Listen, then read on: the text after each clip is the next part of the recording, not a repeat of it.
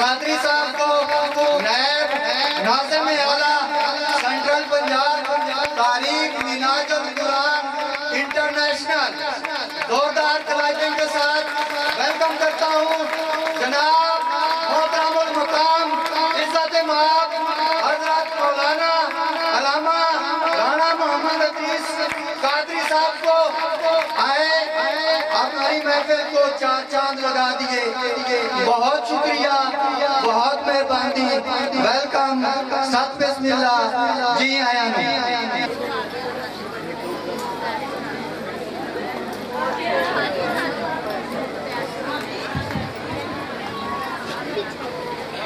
نحمدہ ونصلی ونسلم علی رسولہ النبی الکریم اما بعد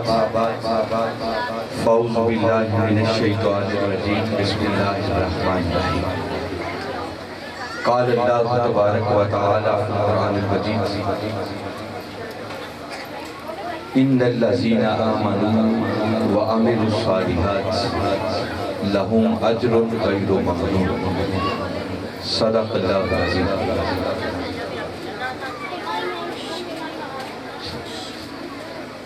قابل صادق احترام جناب محترم سہیل احمد صاحب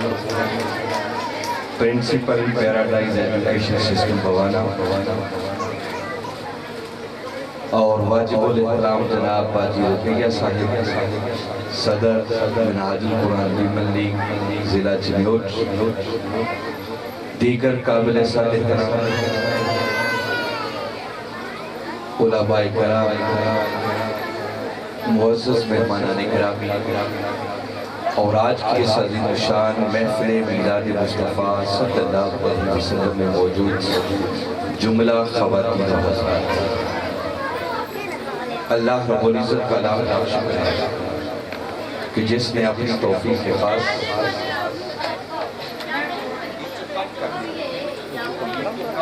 تاکہ آواز سمجھ آواز اللہ رب العزت کا لاکھ شکر ہے کہ جس نے اپنی توفیق خاص اور حضور نبی اکرم صلی اللہ علیہ وآلہ وسلم کے نالین مبارک کے تصدق سے ہمیں آج کی اس نہایت ہی بابرکت نشست میں حاضر ہونے کی توفیق عطا فرمائے اور جس حسن نظم، جس خوبصورتی اور جس محبت اور ذوق و شوق کے ساتھ آج کی اس محفل کا اہتمام کیا گیا ہے، اس پر میں محترم محمد سہیل کلو صاحب جو کہ جنرل سیکرٹری ہیں پاکستان عوامی تحریک سٹی بوانا اور پیراڈائز ایجوکیشن سسٹم بوانا کی جملہ سٹاف ممبران، یہاں کے طلباء کو، طالبات کو، سٹاف ممبران کو اور اس کے علاوہ ان تمام احباب کو جنہوں نے کسی بھی حوالے سے آج کی اس محفل کے انتظام و انصرام میں حصہ لیا ہے، میں سب کو دل کی گہرائیوں سے مبارکباد بھی پیش کرتا ہوں اور دعا کو کہ اللہ رب العزت آپ کی اس کاوش کو اپنی بارگاہ میں شرف قبولیت عطا فرمائے۔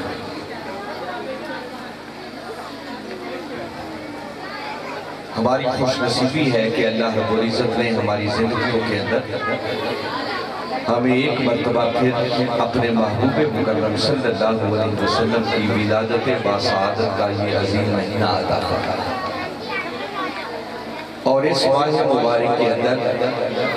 پھر اس نے ہمیں یہ توفیق بخشی کہ ہم تاجدار کائنات صلی اللہ علیہ وسلم کا میلاد منانے کے لیے چلتے ہیں۔ اس پر ہم جتنا بھی اللہ کا شکر ادا کریں میں سمجھتا ہوں کم ہے۔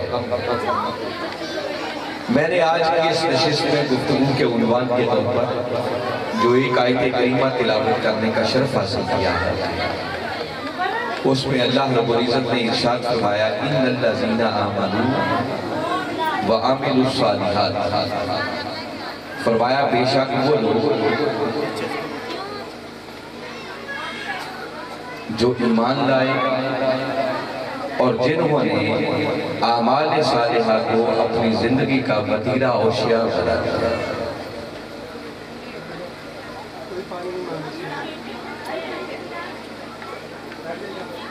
بھئی آپ کی توجہ رہنی چاہیے میری بات کی طرف، اگر آپ باتیاں سنیں گی نہیں تو پھر اس محفل کا فائدہ کوئی نہیں ہے، میں باتیں آپ کے لیے کر رہا ہوں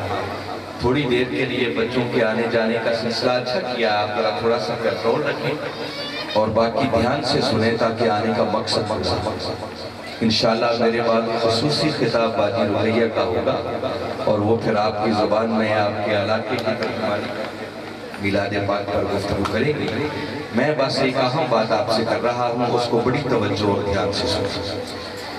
باری تعالیٰ نے قرآن پاک میں اعلان یہ کیا ہے کہ وہ لوگ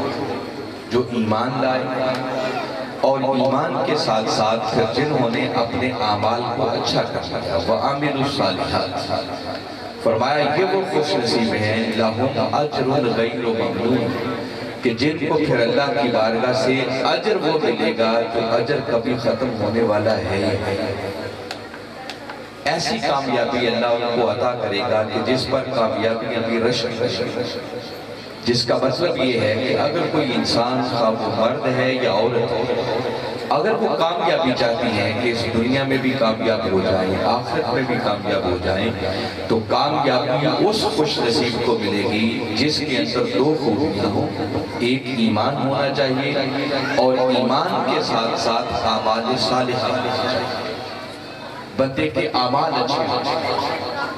اب یہ دونوں چیزیں کیا ہیں، میں تھوڑا تھوڑا ان کو سمجھانے کی کوشش کرتا ہوں۔ پہلی چیز جس پر کامیابی کا سارا دار و مدار ہے، اسے باری تعالیٰ نے ایمان سے تعبیر کیا۔ اور ایمان کیا ہے؟ ایمان نام ہی تاجدار کائنات صلی اللہ علیہ وسلم کی محبت، عشق اور ادب میں فنا ہوا۔ جب تک کوئی شخص پہلے کائنات کی ہر شے سے بڑھ کر کملی والے آقا صلی اللہ علیہ وسلم کی ذات اقدس کے ساتھ محبت نہیں کرتا، ان کی بارگاہ کا ادب نہیں کرتا، وہ کروڑ کلمہ پڑھتا پھرے، اس کے ایمان کا کوئی اعتبار نہیں ہے۔ ایمان اسی شخص کا مانا جائے گا جس کے دل میں کملی والے آقا صلی اللہ علیہ وسلم کی محبت ہو، اور محبت بھی ایسی ہے جو دنیا کی ہر محبت پر غالب ہے۔ اس محبت مصطفیٰ کو ایمان ہے۔ یہ بات خود تاجدار کائنات صلی اللہ علیہ وسلم نے ایک موقع پر ارشاد فرمائی اور آپ نے فرمایا لا یؤمن احدکم حتی اکون احب الیہ من والدہ و ولدہ والناس اجمعین، فرمایا اس وقت تک کوئی شخص مومن نہیں ہو سکتا جب تک کہ وہ اپنے والدین، اپنی اولاد، حتیٰ کہ کائنات کے ہر شخص سے بڑھ کر، فرمایا جب تک وہ پہلے مٹی ذات سے محبت نہیں کرے گا وہ مومن نہیں ہو سکتا۔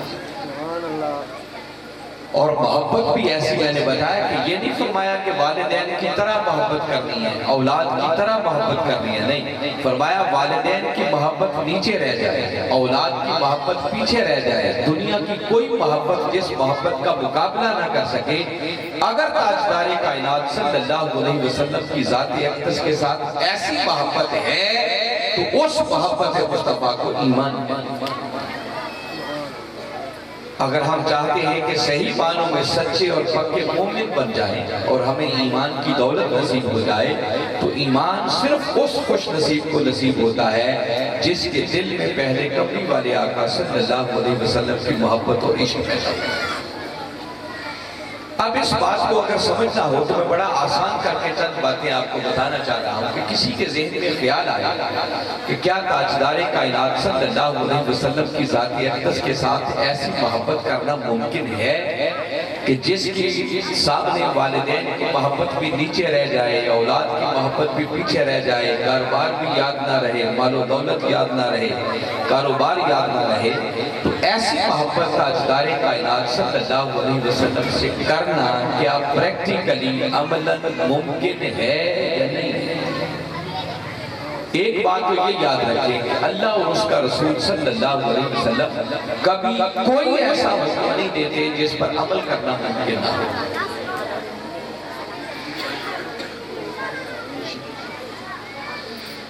تو میں نے بتایا کہ اللہ اور اس کا رسول کوئی حکم ایسا نہیں دیتے جس پر عمل نہ ہو سکے، تو اگر انہوں نے یہ حکم دیا ہے کہ ایمان کملی والے آقا کی محبت کا نام ہے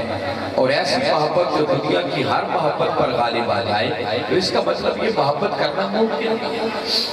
یہ سمجھانے کے لیے میں چند ایمان افروز مثالیں دینا چاہ رہا ہوں۔ ایک ہی رات پر آپ کبھی غور کریں کہ جب ہمارے آقا صلی اللہ علیہ وسلم مکہ سے ہجرت کر کے مدینہ تشریف لے گئے، تو مدینہ سے جو لوگ آپ کے ساتھ ہجرت کر کے مکہ چھوڑ کر مدینہ چلے گئے، کئی صحابہ کرام بھی آپ کے ساتھ ہجرت کر گئے، تو سوچیں کہ وہ صحابہ کرام جو مکہ چھوڑ کر مدینہ جا رہے تھے، ان سب کے والدین ابھی ایمان نہیں لائے، ان سب کی اولادوں نے ابھی کلمہ نہیں پڑھا تھا، ان سب کے رشتہ دار ابھی ایمان نہیں لائے۔ وہ جو مکہ چھوڑ کر مدینہ جا رہے تھے، یقیناً مکہ کے اندر ان کا گھر بار بھی ہوگا، ان کا کاروبار بھی ہوگا، ان کا بزنس بھی ہوگا، ان کی جائیداد بھی ہوگی، ان کی پراپرٹی بھی ہوگی، مگر قربان جائیں ان صحابہ کرام رضوان اللہ علیہم اجمعین کی محبت مصطفیٰ پر کہ انہوں نے دنیا کی ہر محبت کو ٹھکرا دیا اور محبت مصطفیٰ کو گلے لگا دیا اور سب کچھ چھوڑ کر آقا کے ساتھ مکہ سے مدینہ گئے۔ انہوں نے اپنے والدین کی پرواہ نہیں کی، انہوں نے اپنی اولاد کی پرواہ نہیں کی، انہوں نے اپنے گھر بار کی پرواہ نہیں کی، انہوں نے اپنے مال و دولت کی پرواہ نہیں کی، اپنی جائیداد پراپرٹی کی پرواہ نہیں کی، بس آقا کی حضور کا ایک اشارہ ہوا اور آقا کے حکم کی خاطر اپنا سب کچھ ان کے قدموں پر قربان کیا اور مکہ چھوڑ کر آپ کے ساتھ مدینہ چلے گئے۔ اسی رات کو دیکھیں جب ہمارے آقا صلی اللہ علیہ وسلم گھر سے روانہ ہونے لگے تو مکہ کے کافر ننگی تلواریں لے کے دروازے پہ کھڑے تھے، وہ کسی وقت بھی حملہ کر سکتے تھے، اور ان پرخطر لمحات کے اندر ہمارے آقا صلی اللہ علیہ وسلم نے مولا کائنات علی شیر خدا رضی اللہ تعالیٰ عنہ کو بلایا اور بلا کر فرمایا کہ علی میں تو جا رہا ہوں، یہ کچھ لوگوں کی امانتیں ہیں جو آپ کے سپرد کر رہا ہوں، یہ امانتوں کے امین بن کر آج آؤ میرے بستر پر لیٹ جاؤ اور کل صبح یہ امانتیں امانت والوں کے سپرد کر دینا۔ اب ذرا دیکھیں دشمن ننگی تلواریں لے کے کھڑے ہوئے ہیں، آقا خود جا رہے ہیں اور اپنے بستر پر علی شیر خدا رضی اللہ تعالیٰ عنہ کو سونے کا حکم دے رہے ہیں۔ اس رات بستر مصطفیٰ پر سونا کوئی موت کو دعوت دینے سے کم نہیں، مگر قربان جائیں علی کی محبت پر کہ انہوں نے کملی والے آقا صلی اللہ علیہ وسلم کی خاطر اپنی جان کی پرواہ نہیں کی اور بلا خوف و خطر وہ بستر مصطفیٰ پر لیٹے۔ ادھر بستر پر لیٹے اللہ نے فرشتوں کی ڈیوٹی لگا دی، ایک فرشتہ پائنتی کی طرف دوسرا سرہانے کی طرف کھڑے ہو کر وہ مبارک بھی دیتے رہے اور مبارک بادیوں کے ساتھ ساتھ حفاظت کرتے رہے اور اعلان کرتے رہے کہ آج رات کائنات کے اندر علی سے بڑھ کر خوش نصیب اور کوئی نہیں۔ اور باری تعالیٰ نے باقاعدہ قرآن کی آیت بھیج دی، فرمایا وَمِنَ النَّاسِ مَن يَشْرِي نَفْسَهُ ابْتِغَاءَ مَرْضَاتِ اللَّهِ، فرمایا لوگوں میں سے کچھ ایسے بھی ہوتے ہیں جو اللہ کی رضا کی خاطر اپنی جانوں کا بھی سودا کرتے ہیں۔ تو انہوں نے اپنی جان کی بھی پرواہ نہیں کی، آقا کے حکم کی خاطر آقا کے بستر پر لیٹ گئے اور ان پر اپنی جان۔ ہمارے آقا صلی اللہ علیہ وسلم جیسے گھر سے نکلے تو آپ پھر سیدھا سیدنا صدیق اکبر رضی اللہ تعالیٰ عنہ کے دروازے پہ گئے۔ آدھی رات بیت چکی ہے، ہر کوئی اپنے گھر آرام کر رہا ہے، جیسے ہی ہمارے آقا نے جا کر ان کے دروازے پر دستک دی، ابو بکر نے دوڑ کے دروازہ کھولا۔ میرے آقا نے چلنے کا حکم دیا، ابو بکر نے پلٹ کے بھی نہیں دیکھا اور آقا کے ساتھ سفر پہ رہا۔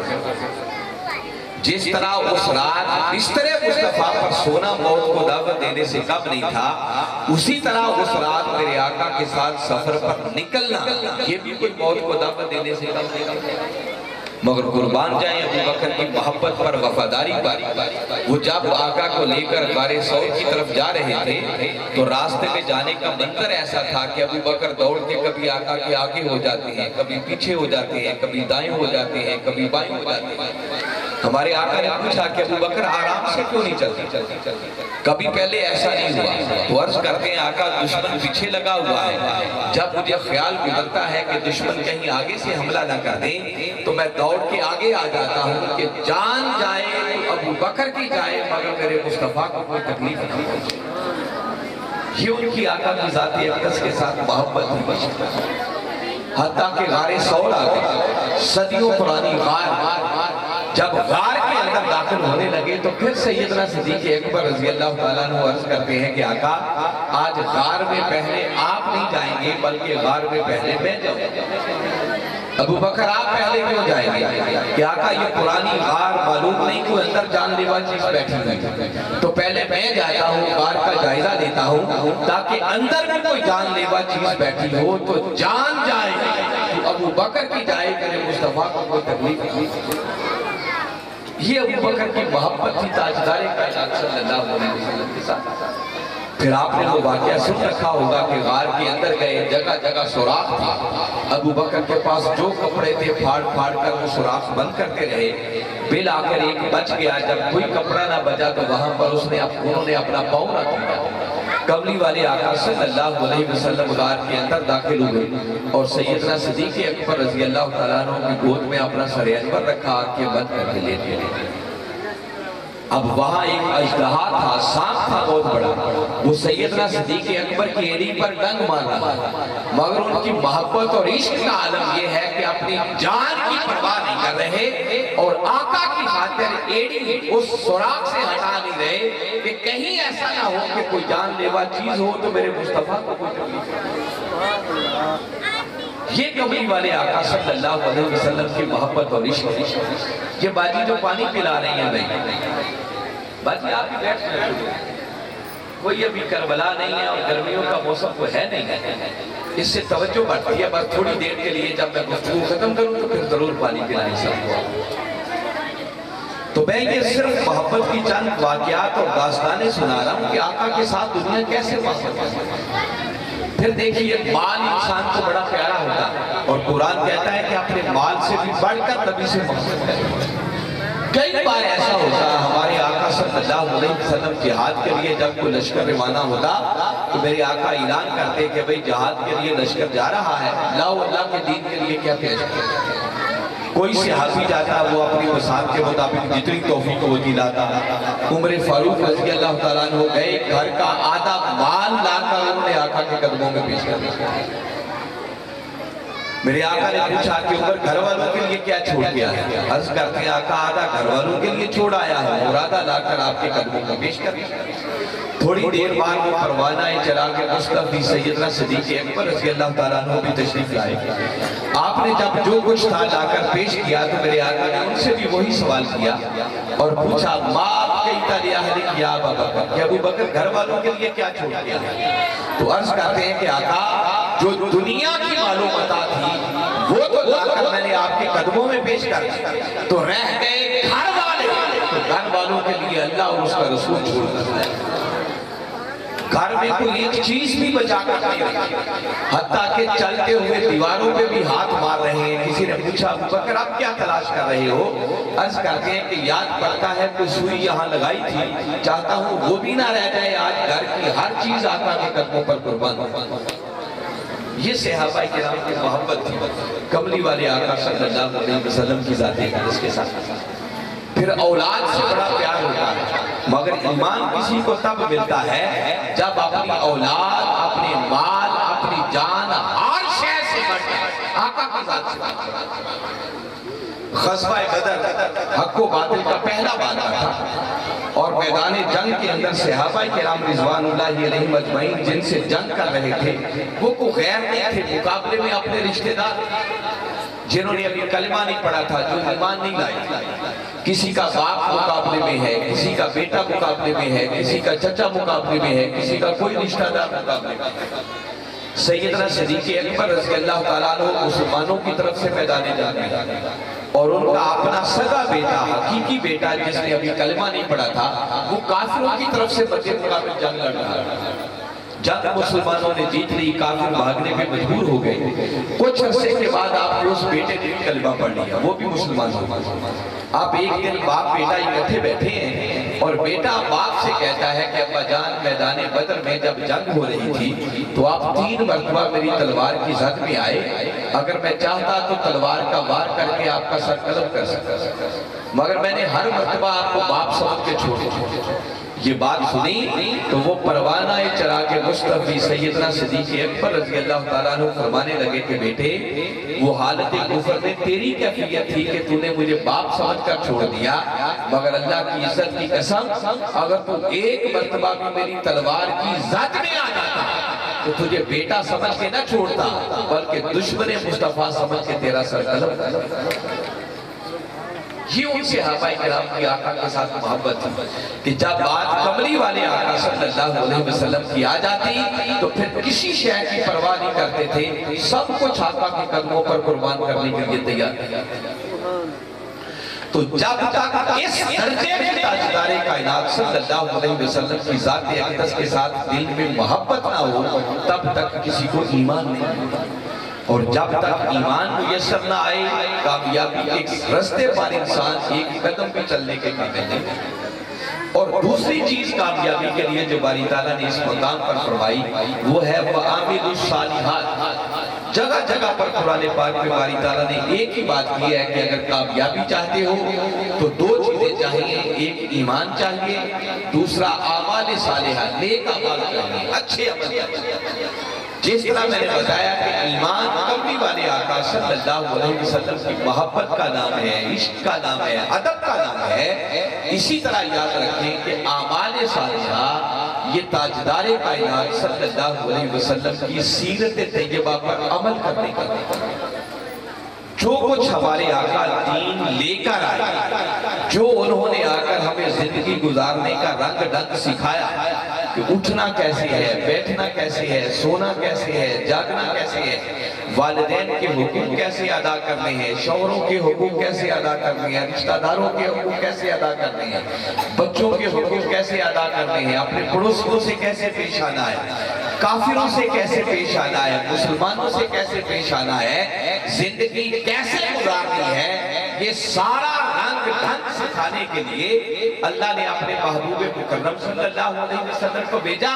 اور فرمایا لَقَدْ كَانَ لَكُمْ فِي رَسُولِ اللَّهِ أُسْوَةٌ حَسَنَةٌ۔ لوگوں میں نے اپنا محبوب تمہیں عطا کر دیا، اب میرے محبوب کو تکتے چلے جاؤ اور ان کی سیرت کے رنگ میں خود کو رنگ کر اپنی دنیا بھی سنوارتے چلے جاؤ اور اپنی آخرت بھی سنوارتے۔ تو میں نے بنیادی بات یہ بتائی کہ ایمان کملی والے آقا صلی اللہ علیہ وسلم کی محبت اور عشق میں فنا ہونے کا نام ہے، اور اعمال صالحہ اسی نبی مکرم صلی اللہ علیہ وسلم کی سیرت طیبہ اور آپ کے لائے ہوئے دین پر عمل کرنے کا نام ہے۔ جب ایمان دل میں آ جاتا ہے، آقا کی محبت ہو جاتی ہے تو محبت سے پھر میلاد جنم لیتا ہے، پھر میلاد ہوتا ہے، پھر لوگ اپنے گھر بار سجاتے ہیں، لائٹنگ کرتے ہیں، جھنڈیاں لگاتے ہیں، آقا کی نعتیں پڑھتے ہیں، آقا کی آمد پر مٹھائیاں بانٹتے ہیں، جلوس نکالتے ہیں۔ مگر یہ محبت بھی کامل تب ہوتی ہے جب انسان پھر آقا کے لائے ہوئے دین پر عمل کرنا بھی شروع کرتا ہے۔ اور ہمارے ہاں سب سے بڑی کمی یہ ہے کہ ہم اکٹھے ہو کر آقا کی نعتیں بھی پڑھ لیتے ہیں، میلاد میں جلسے بھی کر لیتے ہیں، جلوس بھی نکال لیتے ہیں، مگر آقا کے لائے ہوئے دین پر عمل کر کے اپنا عمل سنوارنے کی کوشش ہے۔ آپ دیکھ لیں، ہم خواتین جو یہ بیٹھی ہوئی ہیں، آپ ذرا غور کریں کہ ہم میں سے کتنی خواتین ہوں گی جو باقاعدگی کے ساتھ 5 وقت کی نماز پڑھتی ہیں۔ عمل بہتر کیسے ہوگا اگر ہم نے نماز بھی نہیں پڑھی؟ نماز ہم کوئی نہ پڑھیں، زکوٰۃ ہم کوئی نہ دیں، عشر ہم کوئی نہ دیں، روزے ہم کوئی نہ رکھیں، حج عمرے کی فکر ہمیں کوئی نہ ہو، والدین کا ادب ہم کوئی نہ کریں، رشتہ داروں کے حقوق ہم ادا نہ کریں، پڑوسی ہم سے تنگ ہوں، لوگوں کا حق ہم ماریں، اور سمجھیں کہ بس سال کے بعد میلاد کا ایک جلسہ کر کے بیڑا ہی پار ہو جائے گا، تو ایسے بیڑا پار نہیں ہوگا۔ بیڑا پار ہونے کے لیے ضروری ہے کہ دل میں آقا کی محبت بھی ہو اور اس کے ساتھ ساتھ پھر آقا کے لائے ہوئے دین پر عمل کر کے اپنے عمل کو سنواریں۔ جب دونوں چیزیں جمع ہو جائیں گی تو پھر نور علی نور، اور آپ کی دنیا بھی کامیاب ہو جائے گی، آپ کی آخرت۔ تو لہٰذا اس حوالے سے ضروری بات جو میں عرض کرنا چاہ رہا ہوں کہ اگر واقعتاً ہم نے آقا کا سچے دل سے کلمہ پڑھ لیا ہے، ان سے محبت کرنے والی ہے، تو پھر ہمارا فرض بنتا ہے کہ 5 وقت کی نماز کو اپنا معمول بنائیں۔ اس نماز کے پڑھے بغیر گزارا نہیں ہے۔ جب تک عمل اچھے نہیں ہوں گے قطعاً بخشش نہیں ہوگی. انسان کبھی بھی سیدھا سیدھا جنت میں نہیں جائے گا، اپنی بد عملیوں کی سزا بھگتنی پڑے گی. تو لہٰذا اس حوالے سے جو میں بنیادی بات کہہ رہا ہوں اس کو مد نظر رکھیں کہ وہ نماز جو 5 وقت کی نماز ہم نے ادا کرنی ہوتی ہے، میرے آقا صلی اللہ علیہ وسلم نے فرمایا کہ ایک مومن اور کافر کے درمیان فرق کرنے والی کوئی چیز ہے تو یہی نماز ہے. تو مجھے بتائیں اگر ہم نے 5 وقت کی نماز بھی نہ پڑھی تو پھر مومنوں میں اور کافروں میں فرق کیا ہے؟ گھر کے کام کاج کریں مگر اس نماز میں کبھی قضا ہونے کا کوئی تصور پیدا نہیں ہونا چاہیے. وقت پر پہلے اپنی نماز ادا کریں. میرے آقا نے فرمایا کہ نماز مومنوں کی معراج ہے. کہیں فرمایا نماز دین کا ستون ہے. دیکھو نا اگر ستون ہی گر گیا، پلر ہی گر گیا تو دین کی عمارت کس چیز پہ کھڑا گیا؟ میرے آقا نے فرمایا کہ قیامت والے دن سب سے پہلا سوال اسی نماز کی نسبت کیا جائے گا. اگر بندہ اس کا جواب دینے میں کامیاب ہو گیا، اس میں پاس ہو گیا تو باقی مرحلوں میں بھی اللہ آسانی پیدا کرے گا. پھر اس کے بعد اگر اللہ نے کو بال دیا ہے، گھروں میں زیورات ہوتے ہیں، سونا ہوتا ہے، کوئی اور چیزیں ہیں، وہ آپ کی ذمہ داری تو جتنی ہے آپ سے بڑھ کر آپ کے شوہروں کی ذمہ داری ہے، اس کی زکوٰۃ ادا کرنا. پھر رمضان کا مہینہ آ جائے تو روزے کو اپنا معمول بنائیں. اگر روزہ نہیں رکھیں گے تو یاد رکھیں اللہ کی بارگاہ میں گناہگار ہوں، گرفت ہوگی. پوچھا جائے کہ یہ دین جو میرا محبوب لے کر آیا تھا، سال بعد ان کے میلاد کا جلسہ تو کرتے تھے مگر کیا ان کے لائے ہوئے دین پر عمل کر کے اپنے عمل کو بھی اچھا کرتے تھے یا نہیں کرتے تھے؟ اللہ نے توفیق دے رکھی ہے تو پھر اللہ کے گھر کی حاضری کے لیے. پھر یہ ہماری جوان بچیاں بیٹھی ہیں کہ اپنے والدین اپنی والدہ کا کہنا مانے، ان کا ادب کریں. والدین گھر کے اندر اللہ نے نیکی کا ایک ایسا سرچشمہ رکھا ہے کہ جس کی اہمیت کا ہمیں اندازہ نہیں. میرے آقا صلی اللہ علیہ وسلم نے فرمایا کہ جو شخص ایک مرتبہ محبت بری نگاہ سے صرف اپنے والدین کے چہرے کو تک لیتا ہے، اسے گھر بیٹھے ہی قبول حج کا ثواب عطا. تو اگر آج کے بچے آج کی بچیاں اپنی ماں کا کہنا نہ مانیں، اپنے والد کا کہنا نہ مانیں تو بتائیں اس سے بڑا گناہ اور کیا ہو سکتا ہے؟ اپنے والدہ اپنے بڑوں کا ادب کریں، کہنا مانیں. دیکھیں اس پر کوئی آپ کا خرچہ نہیں ہوا، کوئی زور نہیں لگا. باری تعالیٰ کہہ رہے ہیں کہ جس نے بس ایک بار محبت بری نگاہ سے اپنے والدین کے چہرے کو تک لیا، اللہ قبول حج کا ثواب اسے عطا کرے. آج حج کرنے کے لیے جائیں نا تو 8-10 لاکھ روپیہ لگتا ہے. پھر گھر کے کام کاج چھوڑنا پڑتے ہیں. کوئی مہینہ 1.5 مہینہ لگ جاتا ہے حج کرنے میں، سفر پہ آنے جانے میں. پھر سارا کچھ کر کے بھی وہاں ایک مشقت ہے. کبھی صفا مروہ کی سعی کرو، کبھی خانہ کعبہ کا طواف کرو، کبھی مینا میں جاؤ، کبھی پھر مزدلفہ میں جاؤ. کہاں کہاں پھر آپ کو محنت کے ساتھ سارے عمل کرنا پڑتے ہیں. مگر سارے کام کر کے بھی کوئی یقین سے نہیں کہہ سکتا کہ اس کا حج قبول ہوا یا نہیں. ممکن ہے کوئی غلطی ہو گئی ہو، کوئی کمی کوتاہی رہ گئی ہو، پتہ نہیں جو پیسے خرچ کیے تھے حلال کے تھے حرام کے.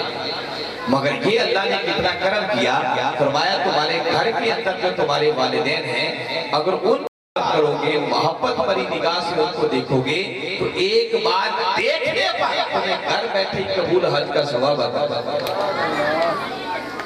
تو اگر ایک بار دیکھنے سے حج کا ثواب ملتا ہے تو جو ان کا کہنا مانے، ان کا ادب کرے، ان کی خدمت کرے، ان کے جوڑے اٹھائے، ان کو کپڑے پہنائے، ان کو کھانا کھلائے، ان کی باقی باتیں مانے، ان کا دل نہ دکھائے، ذرا اندازہ کریں اللہ ان پر اپنے کرم کے کتنے دروازے کھولے. یہ آقا دین لے کر آئے تھے کہ اس پر عمل کرنے کی نہیں. خالی نعتیں پڑھ کے بات ختم نہیں کر دینا، بلکہ آقا کی محبت اور عشق بھی ہونا چاہیے. اور ساتھ ساتھ پھر آقا اپنی سیرت طیبہ کی شکل میں جو ہمیں زندگی گزارنے کے لیے رنگ ڈھنگ سکھانے کے لیے آئے، پھر اس پر عمل کر کے اپنے عمل کو سنواریں تاکہ دنیا میں بھی کامیابی ہو، آخرت میں بھی کامیابی ہو. پھر اپنے گھر والوں کے حقوق ادا کریں، اپنے بچوں کے حقوق ادا کریں. دیکھیں آپ مائیں ہیں تو سب سے بڑی اولاد کے لیے تربیت کا اگر ہوتی ہے تو وہ ماں سے بڑھ کر ہوتا ہے. اولاد کے لیے پہلی دستگاہ وہ ماں کی گود ہو، گھر کا ماحول ہوتا ہے۔ تو دیکھو اگر ماں نیک اعمال کرنے والی ہوگی نا تو اولادیں خود بخود نیک راستے پر چل پڑیں گی۔ اور اگر ماں نے کبھی 5 وقت کی نماز نہیں پڑھی تو ہم توقع کریں کہ بچے تہجد گزار بن جائیں، تو یہ تو کبھی بھی نہیں ہوگا۔ ایسی مائیں بھی ہوتی تھی جو بچوں کو دودھ پلاتی تو تب بھی قرآن پاک کی لوریاں دیا کرتی۔ بچے حافظ قرآن پیدا ہوتے، اپنے عمل کو سنواریں، اپنے گھر کے ماحول کو اچھا بنائیں۔ جب گھر کا ماحول اچھا ہوتا تو بچہ اس ماحول سے سیکھتا ہے، جیسے والدین کرتے ہیں ویسے بچے بھی کرتے ہیں۔ اگر آپ نماز پڑھنے والی بن جائیں گی، روز قرآن پاک کی تلاوت کرنا اپنا معمول بنا لیں گی، تو آپ کو دیکھ کر یقیناً آپ کی اولادیں، آپ کی نسلیں، آپ کے بچے وہ بھی آپ کے راستے پر چلنا شروع کر دیں گے۔ تو اگر بچے صحیح راستے پر چل پڑے تو والدین فوت بھی ہو جائے نا، تو جب تک بچے نیک عمل کرتے رہتے ہیں والدین کے نامہ اعمال میں اجر لکھا جاتا رہتا ہے، ان کے درجات بلند ہوتے چلے جاتے ہیں۔ تو والدین سب سے بڑا تحفہ اپنی اولاد کو اگر دے سکتے ہیں تو وہ اچھا کردار ہے، اچھی تعلیم ہے، اچھا عمل ہے کہ وہ سمجھ جائیں۔ جب بچے سمجھ جائیں گے تو والدین کی قبریں بھی ٹھنڈی ہوتی ہیں۔ تو پھر اپنے عمل کو سنواریں، اپنے گھر کے ماحول کو بہتر کریں تاکہ بچوں کے لیے آپ ایک ماڈل بنیں، ایک نمونہ بنیں، وہ آپ سے سیکھیں اور آپ کے نقشے قدم پر چلتے ہو وہ بھی دین کی راہ پر چلنے والے بنیں۔ آپ نے یہ بات سنی ہوگی کہ حضرت بابا فرید الدین گنج شکر رحمۃ اللہ تعالیٰ علیہ چھوٹے بچے ہوتے تھے تو ان کی والدہ اپنے بچے کو نمازی بنانے کے لیے ان کو وہ چیز دیتی جیسے وہ محبت کرتے تھے۔ وہ شکر سے، میٹھے سے بڑا محبت کرتے تھے۔ تو آپ اپنے بیٹے کو کہتے بیٹا نماز پڑھو گے تو اللہ آپ کو شکر عطا کرے، ان کے مصلے کے نیچے کو پڑیا شکر کے بنا کے رکھ دیا۔ تو وہ اسی طرح آہستہ آہستہ عادی ہو گئے 5 وقت کے نماز۔ اور ایک دن حضرت بابا فرید گنج شکر رحمت اللہ تعالیٰ علیہ اپنی والدہ سے کہتے ہیں کہ امی جان میں جب سے پیدا ہوا ہوں اور ہوش سنبھالا ہے دیکھیے کبھی میری تہجد کی نماز قضا نہیں، اس بات پر فخر کر رہے ہیں۔ تو ان کی والدہ فرمانے لگی کہ بیٹے اگر تیری تہجد کی نماز کبھی قضا نہیں ہوئی تو اس میں کمال تیرا نہیں ہے بلکہ کمال تیری ماں کا ہے جس نے بغیر وضو کبھی تجھے دودھ پلایا ہی نہیں۔ تو اگر مائیں اچھی ہوں تو پھر بیٹے اتنے اچھے پیدا ہو جاتے ہیں۔ حضور غوث پاک رضی اللہ تعالیٰ عنہ اب چشم تصور میں لائیں کہ وہ مادر ذات پیدا ہوتے ہی اللہ نے ان کو بنایا اور ان کے باپ حضرت ابو صالح وہ تھے کہ جنہوں نے دریا میں آتا ہوا ایک سیب پکڑ کے کھا لیا تھا۔ بعد میں احساس ہوا معلوم نہیں ہے یہ سیب کہاں سے آیا تھا، کس کا تھا، مالک کون تھا، بغیر اجازت کے کھا لیا۔ اگر اللہ نے قیامت والے دن اسی پہ گرفت کر دی تو کیا بنے گا؟ اس غلطی سے کھائے ہوئے سیب کو معاف کروانے کے لیے جدھر سے پانی آتا تھا ادھر چل پڑے۔ آگے گئے تو دیکھا ایک سیب ہے، سیبوں کا باغ ہے اور اس کی ٹہنیاں اس دریا کے اوپر، نہر کے اوپر جھکی ہوئی۔ سوچا کہ اسی باغ کا وہ سیب ہوگا جو کود کے گیا ہوگا۔ مالک کو تلاش کیا، اسے بتایا کہ بھئی اس طرح میں نے غلطی سے آپ کے باغ کا سیب کھا لیا ہے تو چاہتا ہوں میری غلطی کو معاف کر دیا۔ وہ بھی کوئی اللہ کے نیک بندے تھے، انہوں نے کہا کہ یہ نوجوان کوئی عام نوجوان نہیں ہے جو غلطی سے کھایا ہوا سیب معاف کروانے کے لیے آ گیا ہے تو یہ کتنا اللہ کا نیک بندہ ہوگا۔ فرمانے لگے ایسے تو معاف نہیں کرتا۔ فرمایا پہلے اتنے سال میرے باغ میں خدمت کرو، گوڈی کرو، پانی لگایا کرو، باغ کی رکھوالی کرو، جب یہ مدت پوری کرو گے تو پھر سوچو سر تمہیں معاف کرنا ہے کہ نہیں۔ انہوں نے وہ بھی کرنا۔ جب وہ نوکری پوری ہو گئی تو فرمانے لگے اب تمہارا سیب معاف تب کروں گا کہ اللہ نے مجھے ایک بیٹی دی ہے جو آنکھوں سے اندھی ہے، کانوں سے بہری ہے، ہاتھ پاؤں سے اپاہج ہے، پاؤں سے چل نہیں سکتی ہے، زبان سے گونگی ہے۔ اگر ان کو اپنے عقد میں رشتے میں قبول کرو تو تمہارا سیب معاف کر دوں۔ آپ نے سوچا اور سوچ کر فیصلہ کیا کہ اگر یہ ماننے سے بھی سیب معاف ہو جائے تو سودا گھاٹے کا نہیں ہے، منافع کا ہے۔ عقد ہو گیا، نکاح ہو گیا۔ جب اپنی بیوی کے کمرے میں گئے تو دیکھا خوبصورت حسین و جمیلہ عورت بیٹھی۔ پلٹ کے اپنے سسر کے پاس گئے کہ آپ نے تو کہا تھا وہ اندھی ہے، بیری ہے، گھوٹی ہے، ہاتھ پاؤں سے اپاہج ہے، وہ تو اچھی خاصی خاتون بیٹھی۔ تو وہ فرمانے لگے کہ بیٹے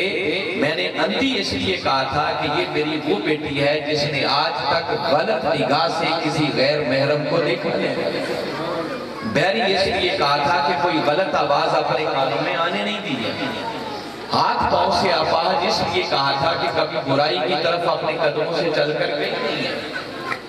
تو یاد رکھیے، آپ غور کریں نا کہ حضور غوث پاک رضی اللہ تعالیٰ عنہ کی وہ ماں بنی، تو جب ماں اتنی نیک ہو، متقی ہو، پرہیزگار ہو، باپ اتنا نیک اور صالح ہو، تو جو بیٹا پیدا ہوگا وہ مادرزاد ولی نہیں ہوگا تو کیا ہوگا؟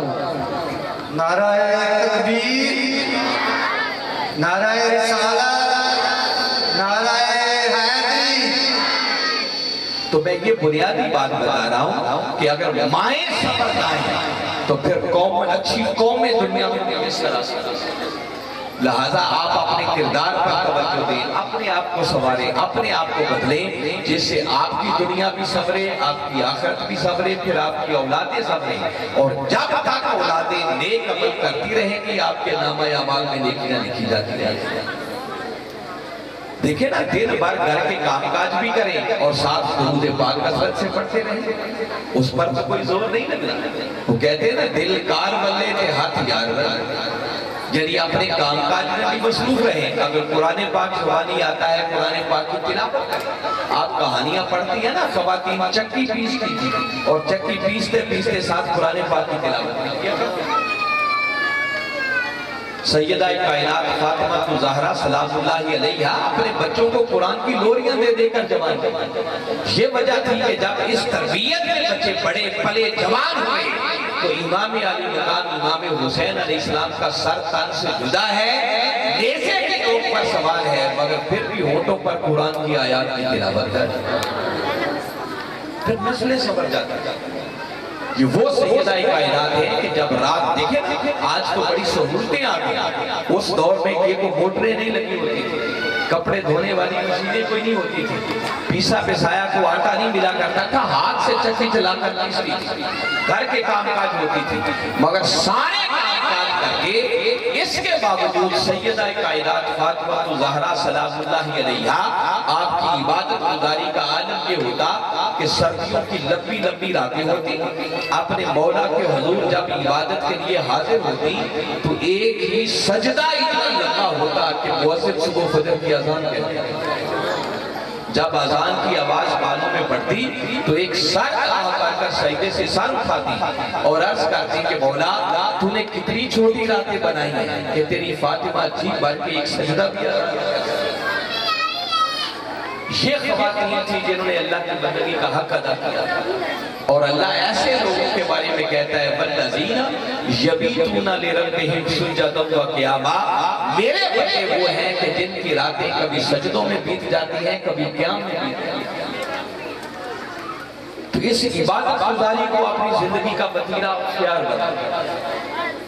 جو کچھ ہوتا ہے ہو جائے، لیکن اللہ کی طرف سے عائد فرائض کی کمی نہیں ہونی چاہیے، نماز کی بھی قضا نہیں ہونی چاہیے، صرف 5 وقت کی نماز ادا کرنے والی آپ بن جائیں تو دیکھیں آپ کی زندگی میں نظم آ جائے گا، ڈسپلن آ جائے گا، وزن آ جائے گا۔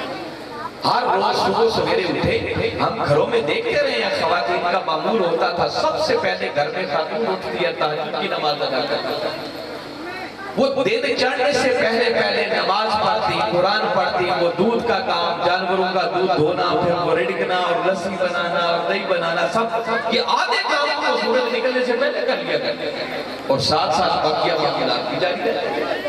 عبادت میں بھی کمی نہیں آتی۔ اس طرح اپنی زندگی کو نیک بنائیں، اپنے اعمال کو اچھا کریں۔ آقا کے آنے کا مقصد یہ جو آقا کی آمد پر ہم اتنی خوشیاں کرتے ہیں نا، اللہ نے آپ کو محبوب، اپنے محبوب کو بھیجا اس لیے تھا تاکہ ہمیں زندگی گزارنے کا ڈھنگ وہ سکھا سکے، اور اگر ہم نے ان کے نقشے قدم پر چلنا ہی نہیں، ان کے لائے ہوئے دین پر عمل ہی نہیں کرنا، تو پھر ان کی آمد کی خوشی کرنے کا فائدہ کیا ہوگا؟ کہ جس مقصد کے لیے آئے اس کو ہم نے پر نہیں مانا، اس پر عمل ہی نہیں کیا۔ تو لہٰذا میری گزارش ہے کہ معلوم نہیں ہے کب زندگی ختم ہو جائے، آنکھیں بند ہو جائیں، اس وقت کے آنے سے پہلے ہمیں اپنے اعمال کو بھی سنوارنا ہوگا اور دلوں کے اندر آ کر کی محبت اور عشق کے چراغ بھی روشن کرنا ہوگا۔ ہر روز قرآن پاک کی تلاوت کو اپنا معمول بنا۔ باری تعالیٰ نے فرمایا کہ جو شخص قرآن کی تلاوت کرتا ہے اللہ ایک ایک حرف کے بدلے اسے 10 نیکیاں عطا کرتا ہے۔ تو قرآن پاک کی تلاوت کا معمول بنائے، صبح سویرے اٹھیں، فجر کی نماز ادا کریں، اپنے بچوں کو اٹھائیں، انہیں کہ آئیں آج ہم اپنے دن کا آغاز قرآن پاک کی تلاوت سے کرتے ہیں۔ تو میں امید کرتا ہوں کہ یہ میں نے چند ٹوٹی پھوٹی باتیں کوشش کی ہے کہ شاید میری کوئی بات آپ کے ذہنوں تک پہنچے اور میری بات سن کے زندگیوں میں تبدیلی آئے۔ یہ میلاد بنانا، تقریریں کرنا، نعتیں پڑھنا اس لیے نہیں ہوتا کہ وقتی طور پر آ جائیں اور آ کر نعتیں شاعتیں پڑھیں اور اس کے بعد کپڑے جا کے بس گھر چلے جائیں۔ یہ محفلیں اس لیے ہوتی ہیں کہ یہاں سے کوئی اچھی بات سنیں، سن کر اپنے پلے باندھیں اور پھر زندگی میں اس پر عمل کر کے اپنی زندگیوں میں تبدیلی لائیں، اپنے عمل کو اچھا کریں۔ اگر ہم اچھے نہ بن سکے تو پھر آقا کے امتی ہونے کا فائدہ نہیں ہے۔ امتی ہونے کا فائدہ تب ہے کہ پھر ان کے بتائے ہوئے راستے کے مطابق۔ میں بارے دیگر محترم سہیل صاحب کو اور پیراڈائز سکول سسٹم کی انتظامیہ کو جنہوں نے آج کے پروگرام کا اہتمام کیا، اتنی شاندار تقریب سجائی ہے، اس پر ان کو مبارکباد پیش کرتا ہوں۔ دعا کو ہوں کہ باری تعالیٰ ان کی کاوش کو قبول فرمائے اور جو کچھ میں نے کہا ہے اس کو سمجھ کر ایمان لانے کی اور اس کے مطابق عمل کر کے کملی والے آقا صلی اللہ علیہ وسلم کی سچی اور سچی غلامی کا پٹا اپنے گلے میں ڈال کر ہمیں اپنے دنیا سنوارنے کی بھی توفیق عطا فرمائے اور آخرت کو سنوارنے کی بھی توفیق عطا فرمائے۔ آپ گھروں میں بیٹھ کر تقریریں سنا کریں۔ ڈاکٹر طاہر القادری حضور شیخ الاسلام، ان کی تقریریں آپ کو موبائل ٹیلی فونوں کے اندر مل جائیں گے۔ آج کل تو عورتوں کے پاس بھی گھروں میں موبائل فون ہوتے ہیں، بجائے اس کے کہ فضول بےہودہ لغو چیزیں دیکھ کر وقت برباد کریں، آپ یوٹیوب پہ جائیں، کوئی ایک چینل کھول کر صرف ڈاکٹر طاہر القادری لکھیں، ان کے ہزاروں خطرات آپ کے سامنے کھل جائیں۔ دنیا کا کوئی ایسا موضوع چھوڑا ہی نہیں ہے جس پر انہیں کبھی گفتگو نہ کی۔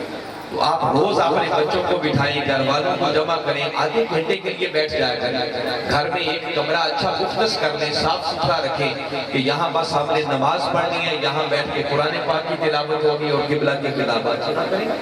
روز تھوڑا تھوڑا بھی سننا شروع کریں تو آدمی کو علم ملتا ہے، جب اس کو علم ملے گا تبھی اس پر عمل کرے گا۔ تو جب علم ہی نہیں ہوگا، پتہ ہی نہیں ہوگا کرنا کیا ہے، تو بندے نے عمل کیا کرنا ہے۔ تو لہٰذا ان کو سنا کریں، پھر ان کی کتابیں اپنے گھروں میں رکھیں، اگر پڑھ سکتے ہیں تو پڑھیں، ورنہ آپ کے بچے پڑھیں۔ تو لہٰذا تھوڑے تھوڑے سے آغاز کریں اور پھر باقاعدہ اس مشن کے ممبر بنے، اس کے رفیق بنے، رکن بنے۔ آپ کے بوانا میں ہر مہینے درس قرآن ہوتا ہے، اگلے مہینے سے بتا رہے ہیں اس میں عورتوں کا بھی انتظام کریں گے۔ ہمارے لاہور سے علامہ صاحب آتے ہیں درس دینے کے لیے، تو آپ اور خواتین کو بھی دعوت دیں، اس میں بھی شریک ہو تاکہ وہاں سے بھی آپ کو دین کا علم ملے اور اس علم کو سمجھ کر پھر آپ اس پر عمل کرنے والی بنے۔ اللہ تعالیٰ ہماری آج کی اس حاضری کو قبول فرمائے اور ہماری دنیا بھی سنوارے اور ہماری آخرت بھی سنوارے۔ وما علینا الا البلاغ۔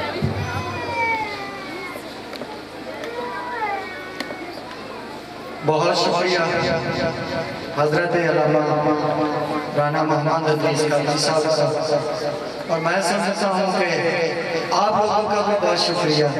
کہ بہت محبت، اطمینان اور سکون کے ساتھ آپ لوگوں نے لیکچر سنا۔ بہت شکریہ۔